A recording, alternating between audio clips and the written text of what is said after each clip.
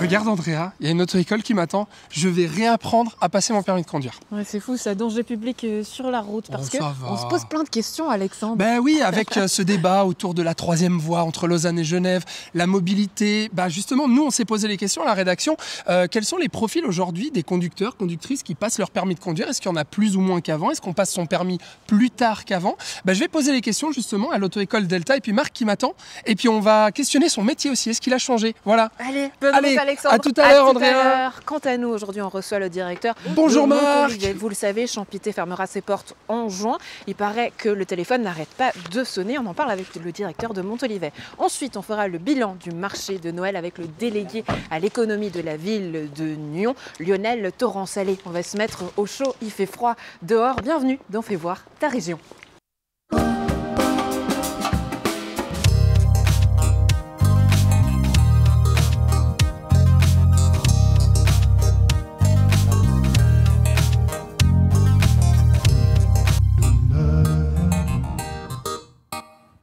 Il fait bon chaud sur le plateau, je crois qu'on est mieux ici. J'espère que vous êtes bien installés. Alexandre, toi sur la route, comment ça se présente?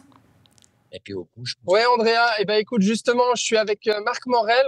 Bonjour Marc. Bonjour. Moniteur d'auto-école à l'auto-école Delta dans le district de Nyon. On se situe où là déjà? Tout près, après Perrois, entre Perrois et Féchy. Entre Perrois et Féchy, déjà Andrea, ça va vite. J'apprends à repasser mon permis de conduire. Je vais poser plein de questions à Marc. Déjà, est-ce que vous pouvez dire comment je conduis, Andrea? Est-ce que ça va? Alors, oui, ça va, il manque un petit peu d'anticipation. On s'est presque arrêté sur un passage piéton parce que la personne devant faisait un parc. Ouais, un créneau. Un créneau. J'ai pas anticipé. Là, on ira à gauche. On ira à gauche. Bon, il y a encore du travail, Andrea. Je vais essayer de perfectionner tout ça. À tout à l'heure. À tout à l'heure, Alexandre. Merci beaucoup, Alexandre, qui redevient élève. Je ne sais pas ce que ça va donner. D'élèves, on parle justement d'école. Avec cette annonce, la fermeture de Champité en juin prochain, quel impact pour Montolivet? On va en parler avec le directeur, Christophe Santi. Bonjour, bienvenue sur ce plateau. Bonjour, André. Bonjour, installez-vous seulement, prenez place. Alors, je le disais en introduction, Champité fermera ses portes en juin. Déjà, est-ce que vous avez été surpris par cette annonce? Alors déjà, c'est une triste nouvelle, c'est une triste annonce. C'est une triste annonce tant pour les élèves, pour les parents, et puis l'ensemble des collaborateurs. Et effectivement, ça a été une surprise, cette fermeture. Pourquoi une surprise? C'est toujours dommage de voir une école prestigieuse comme Champité prendre la décision de fermer ses portes aussi rapidement. On peut avoir peut-être, en remontant un petit peu le fil de l'histoire et en recollant peut-être un petit peu les morceaux, une histoire qui est assez similaire à la vôtre, finalement, parce que c'est peut-être, on va l'expliquer, deux modes de fonctionnement différents. Champité est un grand groupe à l'international. Vous êtes, Montolivet, indépendant. Vous avez commencé tous deux il y a 20 ans à Lausanne. Vous vous suivez ensuite à Nyon, tous deux. Et aujourd'hui, il y a cette distinction. Est-ce qu'on peut dire que finalement, en tant qu'indépendant, ça vous a plus réussi? Alors, juste peut-être une précision, si vous permettez. Les deux écoles sont plus que centenaires à Lausanne. Et effectivement, ici à Nyon, ça fait plus de 20 ans. Et est-ce qu'être indépendant aujourd'hui et ne pas faire partie finalement d'un gros groupe comme Champité, ça vous a plus réussi? Alors, il est certain que la décision de fermeture n'aurait certainement pas été prise. C'est un des grands avantages, en tout cas pour les parents et les élèves, d'étudier dans une école qui n'appartient pas à un grand groupe, dans le sens où, en tant qu'entrepreneur, on veut faire vivre son entreprise pour le bien des élèves et le bien des parents. Depuis cette annonce, est-ce qu'il y a eu justement des changements pour vous? Vous me disiez en préparant cette interview que le téléphone n'arrête pas de sonner. Est-ce que c'est vrai? C'est tout à fait vrai, oui. Le téléphone crépite. Les parents viennent à Montolivet, en tout cas visiter l'école et prendre des renseignements, parce que nos ADN sont proches, nos valeurs sont proches. Les parents, de ce qu'ils nous disent, recherchent surtout une école à taille humaine, une proximité géographique, mais aussi une proximité entre les enseignants et la direction, et c'est ce que nous pouvons leur offrir. Alors aujourd'hui, ce sont 130 élèves et une quarantaine d'employés qui se trouvent donc aujourd'hui sans établissement. Oui. Est-ce que vous avez de la place pour accueillir tout le monde? À combien de places est-ce que vous avez encore pour pouvoir tourner voilà, un régime qui soit finalement juste? Alors, vous savez, ça serait prétentieux de prétendre pouvoir accueillir tout le monde. On accueillera les élèves que l'on pourra effectivement accueillir. Je sais, après discussion avec le directeur de Champitay, qu'ils essayent de replacer une partie de leurs élèves dans les autres écoles du groupe. Mais oui, nous avons de la place et nous accueillerons les élèves au maximum des capacités de nos classes. Ça serait combien, justement? Est-ce que vous avez peut-être une fourchette de nous dire combien de places sont encore libres chez vous à Montolivet? Oui, on a une capacité de 18 élèves par classe, ce qui veut dire qu'on peut largement en accueillir la moitié. J'aimerais qu'on fasse un petit peu, si vous le permettez bien, un peu une mise en contexte de la situation aujourd'hui de ces écoles privées, parce qu'en juin 2023, James Hitois fermait ses portes, à présent une année après Champitay. Est-ce qu'on peut conclure, Monsieur Sanchi, que la viabilité économique de ces écoles privées aujourd'hui, elle est mise à mal? Est-ce que vous le voyez de cet œil-là? Non, alors absolument pas. Non. Vous savez, j'ai racheté l'école en juin 2021, et c'est un fabuleux projet entrepreneurial. Le futur, je le vois radieux, mais c'est vrai que les conditions économiques sont difficiles. Il faut dire les choses telles qu'elles sont. Mais quand vous êtes innovant, vous arrivez toujours à sortir votre épingle du jeu. Dans les innovations que j'ai introduites, on enseigne le judo maintenant à l'école, dans le sport, enfin dans les programmes de sport, et on a la première école privée au monde à le faire. Ça plaît énormément aux parents, ça plaît énormément aux élèves, ça permet de développer leur confiance en eux, ça permet de matérialiser le respect. Et vous savez, la confiance est terriblement importante, elle est terriblement importante pour les élèves pour qu'ils puissent apprendre, mais aussi vis-à-vis des parents et l'école. Oui, ça c'est pour le côté sportif. Il y a peut-être un autre argument, c'est notamment les déplacements, puisque depuis une année, vous accueillez les élèves aussi d'un âge plus élevé, ils peuvent à présent faire leur maturité. Est-ce que ça, aujourd'hui, c'est un argument? On le voit, Champitay ferme ses portes. Oui. Beaucoup d'élèves aujourd'hui sont intéressés, en tout cas les parents sont intéressés à aller du côté de l'école Moser, qui propose aussi justement un accompagnement des élèves jusqu'à plus tard. Le déplacement, est-ce qu'aujourd'hui, c'est un argument pour ces écoles privées? On est la seule école privée sur la côte à proposer un cursus complet qui va du jardin d'enfants jusqu'à la maturité qu'on va réouvrir à partir de l'année prochaine. Le jardin d'enfants est en fait une section de pré-apprentissage. Les élèves de 3 ans apprennent l'allemand déjà à 3 ans. Vous imaginez comme c'est important. Et c'est vrai, le fait de pouvoir proposer un cursus qui soit complet est un avantage. Par rapport à cette zone peut-être géographique, donc vous êtes basé à Vic, juste à côté de Gland. Aujourd'hui, quels élèves et de quelle région, finalement, de quelle commune viennent chez vous? Nous avons des élèves qui viennent de Morges, enfin qui habitent de Morges jusqu'à Coppet, en montant jusqu'à Saint-Céry. Ça, c'est notre zone, si on veut, de chalandise.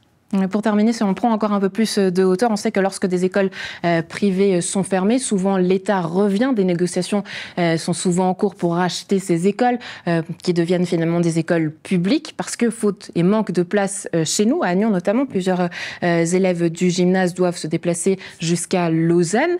Dès quel œil est-ce qu'aujourd'hui vous voyez finalement ce manque de place qui est dans le public? Est-ce que ça a un impact aussi sur le privé où des gens partent du privé au public? Oui. L'inverse, est-ce que finalement tout ça s'alimente de l'un à l'autre? Vous avez raison, ça s'alimente de l'un à l'autre, mais il y a une différence qui est quand même assez fondamentale entre le privé et le public, même si, à mon sens, ils sont complémentaires. Il y a une différence qui est fondamentale, c'est la qualité de l'enseignement, le nombre d'élèves par classe, et puis tout l'environnement qu'il y a autour, tout le soin qu'on apporte aux élèves, disons la bienveillance, et dans notre école qui est à taille humaine, on a le temps et on prend le temps nécessaire pour pouvoir entourer les élèves et écouter les parents. Mais est-ce que ce manque de place finalement dans le public a accru peut-être la compétitivité entre le privé et le public aujourd'hui?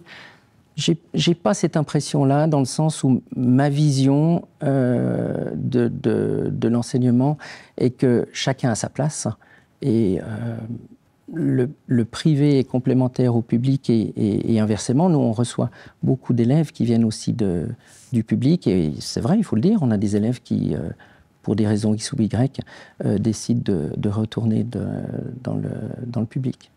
Christophe Santi, directeur de Montolivet, merci beaucoup d'avoir été avec nous. Avant de vous laisser prendre la route, on va voir justement Alexandre. Vous étiez bon élève conducteur, vous? J'ai l'impression, sauf que, si vous permettez, quand j'ai passé mon permis de conduire, j'ai légèrement dépassé la limite de vitesse sur l'autoroute. Aïe. Et l'instructeur m'a dit « Il n'appartient qu'à vous de garder votre permis de conduire ». Oui, de garder sa maîtrise. Voilà, on va terminer sur ce point philosophique. Monsieur Santi, merci beaucoup d'avoir été avec nous. Excellente journée. À vous aussi. À vous. À très bientôt. Au revoir. Alexandre, bon, tu l'auras compris. Est-ce que toi, niveau vitesse, tu arrives à respecter justement ces réglementations? Écoute, niveau vitesse, je crois que ça va. Marc, pour l'instant, j'ai pas fait d'excès de vitesse. Non, pas encore. Bon, Marc, je suis avec vous ici parce que justement, on parle beaucoup de mobilité, on parle de cette troisième voie potentielle d'autoroute aussi ici dans notre région, entre Lausanne et Genève. Du coup, on s'intéresse au cas concret, à la mobilité. On s'est dit, un moniteur d'auto-école, il doit savoir un petit peu s'il y a de plus en plus de voitures ou pas, de gens qui passent leur permis de conduire. Pardon, j'ai parlé avec les deux mains en lâchant le volant, Andrea, c'est un scandale. Ça ne va pas. Marc, ça fait plus de 20 ans que vous êtes moniteur d'auto-école. Est-ce qu'aujourd'hui, il y a plus ou moins de gens qui, à 20 ans, qui passent leur permis? Alors, ce qu'on remarque, c'est qu'il y a environ 20% de moins dans ces dernières années de jeunes, de personnes qui passent le permis de conduire. C'est dû à quoi, ça? C'est dû à un changement de loi qui est intervenu en 2021. Ouais. Où les jeunes de 17 ans à 20 ans doivent attendre une année avant de pouvoir passer l'examen. Donc, ça a retardé un petit peu, on va dire, là-dessus, justement, ça a retardé l'âge auquel on passe le permis. Ça, vous l'avez constaté aussi dans notre région? Oui, aussi dans la région. Mais alors, il faut faire un petit peu attention. Dans les grandes villes, style Nyon, Gland, Rolle éventuellement, là, les gens passeront plus tard, hein, vu que les transports publics sont bien développés, etc. Ouais. Par contre, les gens qui habitent à l'extérieur, style, je sais pas, Genolier, Arcé, en campagne, eux passeront plus vite parce qu'il y a moins de transports publics. Et là, je vous propose qu'on parte après à Benien, c'est là-bas au fond. D'accord, ok. Ah oui, sur la droite. On va direction Benien. Andrea, donc ça veut dire de moins en moins de personnes qui passent leur permis de conduire, et puis les gens sont de plus en plus âgés. Qu'est-ce qui a changé aussi chez les gens qui passent leur permis de conduire par rapport à il y a quelques années? Je sais pas, dans le comportement, les gens que vous formez, là comme moi justement, je sais pas, ils sont plus ou moins doués qu'avant à conduire? Alors, non, sont la même chose. Hein. L'être humain n'a pas changé, évolué à ce point-là au quelques années. Ben là, juste une petite intervention. Attention aux cyclistes. Hein. Oui. Quand on tourne, on n'oublie pas de tourner et regarder l'angle mort. C'est vrai, j'ai pas regardé l'angle mort. Pardon, j'ai tourné à droite. Voilà. Non, mais alors voilà, donc justement, les gens sont aussi mauvais que moi. Non, je rigole. Non, mais il y a quoi peut-être, je sais pas. Les gens sont un peu plus pressés d'avoir leur permis et ils se forment un petit peu moins. Hein, ils se forment moins. Donc ça veut dire qu'ils prennent moins de cours chez vous? Voilà. Parce qu'il se passe comme ça, c'est qu'ils font quelques heures avec nous. Ouais. Où on essaie d'automatiser des mouvements, style de tourner la tête, comme on a fait, les mains, etc. Oui. Et ensuite, ils vont conduire soit avec des proches ou des amis. Et après, ils reviennent le dernier mois, tout stressés, en me disant « je veux passer mon permis ». Ouais. Et là, le gros problème, c'est que souvent, on doit déconstruire parce qu'ils prennent des mauvaises habitudes pour reconstruire. Ouais. Moi, j'ai une petite anecdote. Là, c'était un client en voiture manuelle. Oui. Hein, il y en a encore. Oui, je vais vous en parler parce que là, on est sur automatique, justement. Exactement. Une personne, elle a pris la sale habitude de chaque fois freiner. Quand elle freinait, elle débrayait tout le temps. Ouais. Alors, on a dû passer des moments pour corriger ça. Ouais. Et ensuite, là, on repartira à droite, en direction d'Arzier. Allez, on monte à Arzier, c'est parti. D'accord, donc il y a effectivement ces mauvaises habitudes qui sont prises. Mais alors, parce que vous en parliez justement, manuel, automatique, voiture électrique. Aujourd'hui, vous apprenez aux gens à conduire sur quoi? Alors, en 2019, il y a eu le changement de loi, il y a eu la suppression du code 78 dans le permis de conduire suisse. Ouais. Donc, à présent, qu'on fasse en manuel ou en automatique, c'est la même chose. D'accord. Hein, on a le même permis. Ah ouais. Donc, les jeunes, les gens qui apprennent, prennent la facilité, donc prennent l'automatique. Voilà, c'est plus simple. Et l'électrique, parce que effectivement, là aussi, on parle de changement de loi potentiel prochain. À gauche. On va aller à gauche directement. Arzier. Est-ce que vous avez des demandes de gens qui disent, moi, j'ai envie d'apprendre à conduire avec une électrique, bon, même si c'est plus ou moins la même chose, hein, mais est-ce que vous sentez ce changement aussi dans les mentalités des gens qui veulent passer leur permis de conduire? Non, alors ça, il n'y a pas vraiment. Ouais. C'est surtout le changement a été fait sur la voiture manuelle automatique. Ouais. Avant, on avait peut-être 15% qui passaient en automatique et le reste en manuel. Et à présent, je dois être à peu près à 90% en automatique et 10% en manuel. Encore, c'est où souvent c'est les gens qui ont des parents qui ont que des manuels. Ouais. Donc, ils veulent savoir conduire sur leur voiture. Je voulais revenir sur ce chiffre quand même, 20% de diminution là, ces dernières années de gens qui passent leur permis. On en reparlera après, mais il y a peut-être aussi sur l'évolution aussi des tarifs des auto-écoles, du coût du permis. Mais moi, je me pose la question, est-ce que les gens ont toujours autant besoin de la voiture? Parce qu'aujourd'hui, il y a beaucoup de mobilité douce qui se développe. Est-ce que vous sentez que peut-être ce chiffre est dû aussi en fait, les gens se disent, bon, finalement, j'ai peut-être moins besoin de savoir conduire et puis d'avoir une voiture? Ah, c'est juste, hein, c'est juste. Les gens, ils servent leur voiture surtout pour... avant, on la servait pour aller au travail, vraiment. Puis à présent, c'est plutôt pour surtout ceux qui habitent en ville, pour tout ce qui est loisirs, etc. Parce qu'au travail, ils prennent le train, les transports publics sont là. Ouais. Donc, c'est aussi...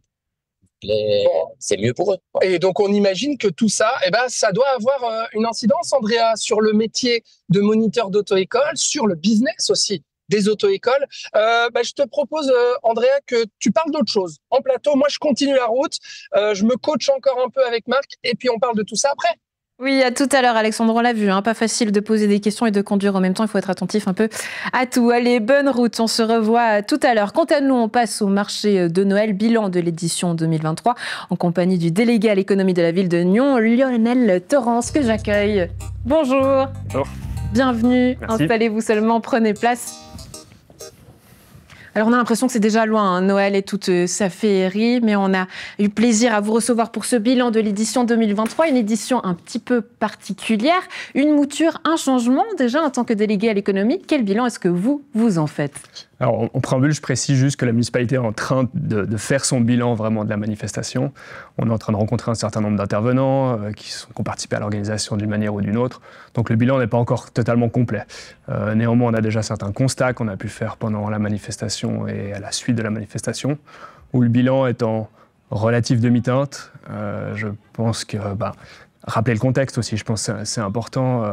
Historiquement, le marché de Noël de Nyon était organisé par la Société des commerçants, la SIC, qui a annoncé à la municipalité en mars 2023 qu'elle souhaitait se retirer de l'organisation de cette manifestation. Et pour la municipalité, c'était important de maintenir quand même un événement actif. Donc, on a eu peu de temps pour essayer de réfléchir au bon modèle, de trouver le bon partenaire pour l'organiser. Vous l'avez confié donc à une agence événementielle qui est basée du côté d'Orge. Et quel bilan est-ce que vous faites aujourd'hui, peut-être les plus, les moins?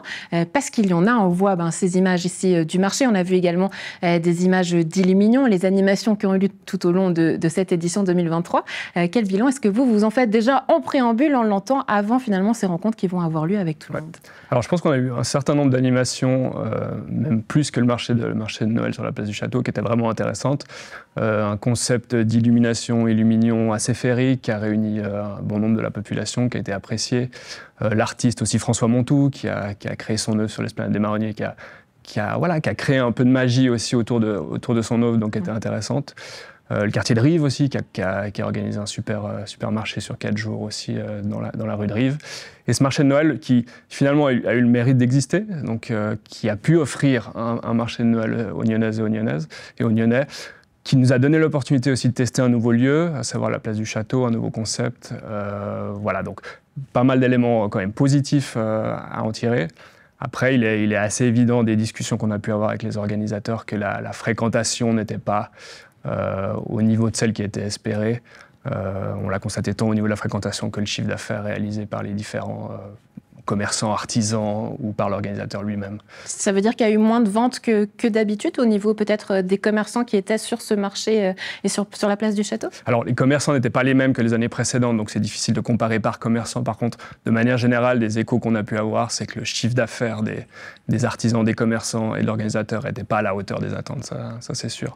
Du coup, une fréquentation un peu plus basse que ce qui était, enfin clairement plus basse que ce qui était espéré, malgré certains jours qui ont bien fonctionné. C'était un joli rendez-vous pour les familles aussi. Il y avait du monde quand même qui passait dans ce marché, mais au niveau du chiffre d'affaires, le résultat n'était pas forcément très positif. D'accord. Donc si je vous entends, un chiffre d'affaires qui n'a pas aujourd'hui maintenu ses espérances, en tout cas fait preuve pour arriver là où vous le souhaitiez. Du côté finalement du public, il y a eu beaucoup de déceptions. Le marché de Noël est carrément devenu un sujet émotionnel aujourd'hui en ville de Nyon. Ça peut se comprendre, parce qu'on voit qu'aujourd'hui les Nyonnais y sont attachés. Les Nyonnais sont beaucoup plus négatifs. Aujourd'hui, on me dit il n'y a pas d'âme en ville de Nyon dans ce marché de Noël. C'est un marché de Noël qui n'a pas réussi. Vous êtes d'accord avec ça? Oui, je pense qu'il ne faut pas se le cacher. Il y a certains éléments assez défavorables au succès de la manifestation. Alors, on n'a pas été aidé par la météo. On a eu une première quinzaine extrêmement pluvieuse qui n'a pas facilité sa fréquentation. Des délais d'organisation très courts pour l'organisateur qui a repris ce marché. Et du coup, peut-être des efforts moindres dans la décoration, dans l'illumination du marché à proprement parler. Certaines animations qui étaient organisées, mais peut-être pas suffisamment pour pouvoir drainer la population, les habitants, les familles, etc. Et puis, probablement une absence d'illumination, d'éclairage de fête qui a aussi péjoré l'envie de venir visiter ce marché. Plus d'autres facteurs tels que les travaux sur la place du Château qui n'ont pas favorisé une bonne organisation spatiale du lieu. Donc voilà, plusieurs facteurs plutôt défavorables. Contacté par la rédaction, c'est vrai que l'organisateur il a été assez négatif. Il a dit qu'il a été assez fou finalement peut-être dans sa folie de accepter ce marché et d'organiser ça en 3 mois comme vous le disiez. Ça a peut-être porté aussi préjudice. Mais il disait, moi c'est la première fois que j'organise un marché en 30 ans et que c'est un aussi gros échec. Aujourd'hui, est-ce que vous allez peut-être aider cette agence d'événementiel? On sait qu'à Beau-Noël, par exemple à Lausanne, les exécutifs ont finalement apporté un soutien par la suite. Est-ce que ça sera envisageable du côté de Nyon pour ce marché, pour finalement cet organisateur d'événementiel qui aujourd'hui est finalement déficitaire suite à cet événement? Alors, je pense que ce sera plutôt à la municipalité de répondre à cette question. On a apporté certaines touches de soutien sous la forme de soutien à des animations, un peu de décoration, etc. À l'heure actuelle, une couverture de déficit n'est pas sur la table des discussions, mais je pense que je laisserai à la municipalité le soin de répondre à cette question. Oui. La rédaction a d'ailleurs appris qu'il y avait eu un soutien financier qui avait été accordé à cet organisateur. Est-ce que vous pouvez nous confirmer? Oui, alors effectivement, la ville de Nyon a accordé un peu d'argent pour soutenir l'organisateur. Plus particulièrement dans l'organisation d'animation, mais aussi pour lui permettre de faire face à certains frais de fin de manifestation, effectivement. Pour la suite, en tant que délégué à l'économie, qu'est-ce que vous souhaitez en tout cas pour ces marchés et pour les éditions futures? Parce que vous allez rencontrer tout le monde. Si vous, en tant que délégué, vous aviez finalement un mot d'ordre, une volonté pour la suite et pour cette ville de Nyon, pour ce marché, pour qu'il retrouve une âme, comme on l'appelle, de ses souhaits en ville de Nyon, ça serait quoi le mot d'ordre du délégué à l'économie? Bon, c'est pas mon mot d'ordre, mais je dirais que la ville de Nyon est attachée au fait qu'il y ait un marché de Noël et qu'il se passe quelque chose durant cette période, parce que c'est un vecteur d'attractivité, de dynamisme pour le centre-ville, que ce soit pour les habitants, que ce soit pour les commerçants aussi, donc il est important qu'il se passe quelque chose. Par contre, on était dans une année de transition, le bon modèle n'a a priori pas été trouvé cette année, donc il y a encore pas mal de réflexions à avoir sur le bon modèle d'organisation, l'emplacement, le partenaire, effectivement. Donc on était vraiment dans une année de transition et il va falloir poser le constat et les bonnes questions pour la suite. Une chose sur laquelle tout le monde est d'accord, je crois que c'est sur les illuminations, il en faut plus, c'est ça, hein, si on résume.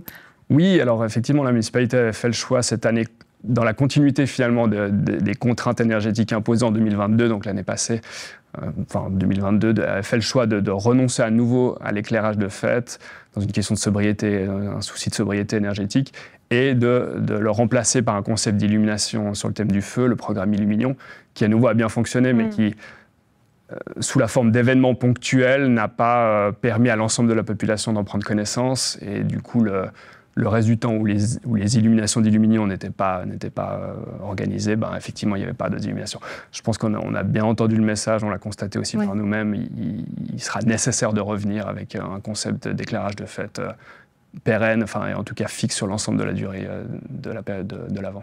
Et petite curiosité, on a parlé tout à l'heure de l'artiste François Montoux qui a construit cette citadelle en ville de Nyon. Il a plusieurs fois été posé la question lorsque j'étais sur place sur qu'est-ce qui serait fait de cette œuvre. Est-ce qu'on sait où est-ce qu'elle est finalement cette œuvre ? Oui, tout à fait. Alors elle est stockée dans des locaux de la ville de Nyon à l'heure actuelle. On n'a pas encore décidé de ce qu'on allait en faire. C'est une discussion aussi à avoir avec lui, si lui a envie de la garder. Mais c'est une œuvre aujourd'hui acquise par la ville de Nyon ? Oui, elle est propriété de la ville de Nyon, à moins que François Montoux souhaite la récupérer. Dans ce cas-là, on lui la donnera, c'est ce qu'on a décidé avec lui.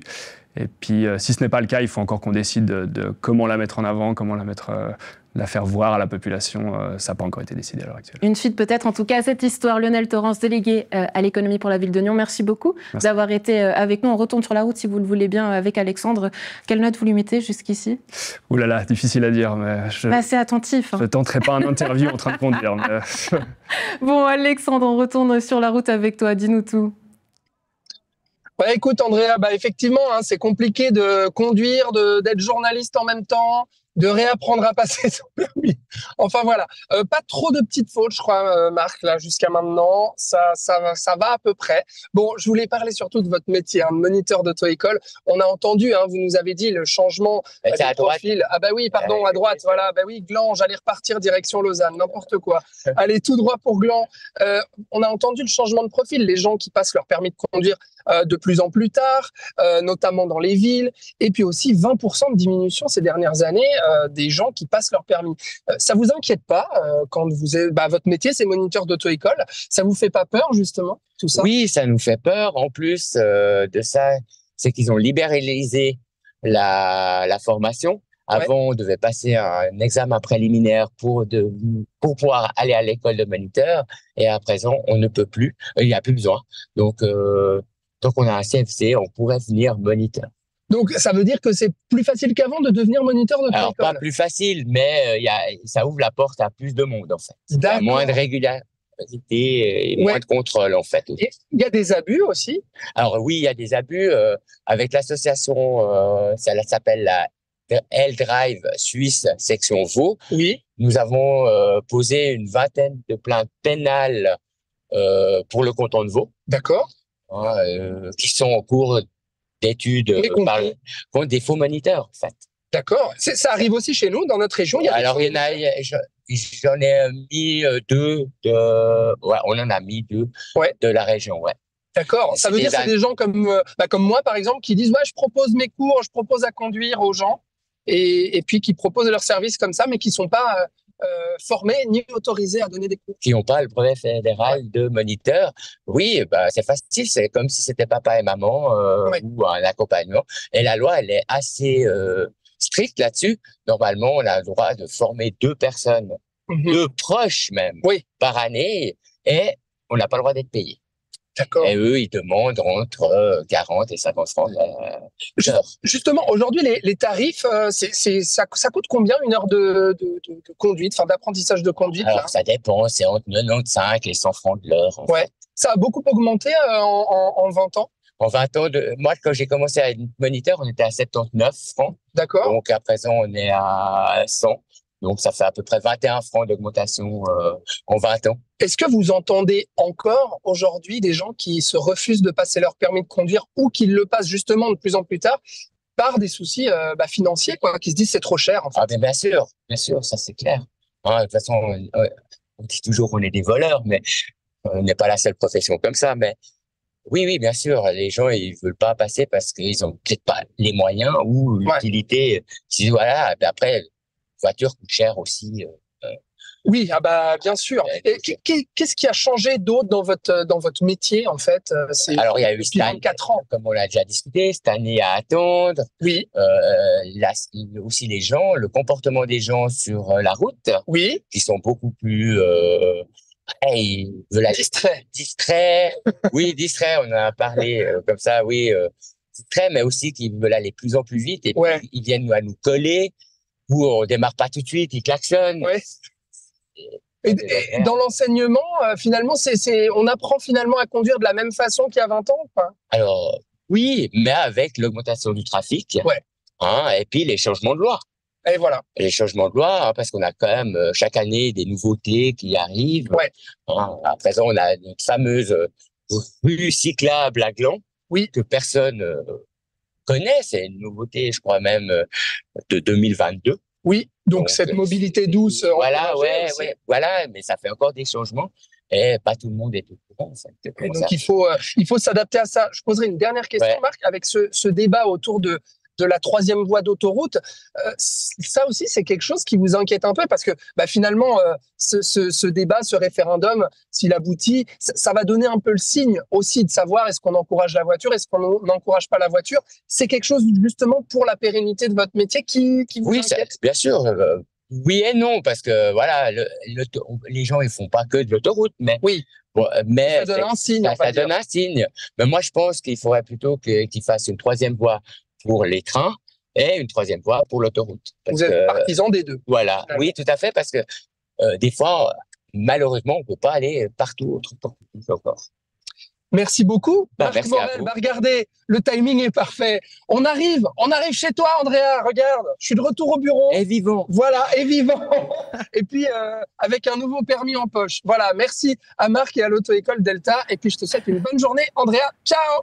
Merci, au revoir. Merci mon caporal. Vivant, il y a eu des doutes. C'est chez toi, c'est chez moi et surtout, c'est chez vous. Fais voir ta région. On se termine comme ça aujourd'hui. On se retrouve demain. Belle suite de programme.